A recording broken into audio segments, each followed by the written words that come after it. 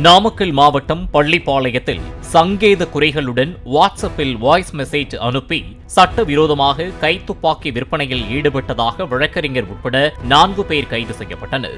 துப்பாக்கி மட்டுமே உள்ள நிலையில் அதற்கு தோட்டா ஏற்பாடு செய்யும் வகையில் அவர்கள் பதுக்கி வைத்திருந்தது தெரியவந்ததால் துப்பாக்கியை பறிமுதல் செய்து விசாரித்து வருகின்றனர்.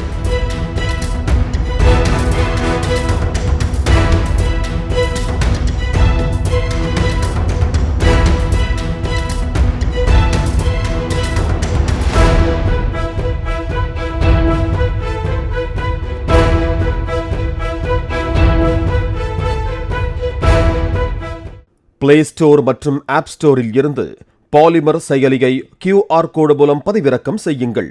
செய்திகளை உடனுக்குடன் பெறுங்கள்.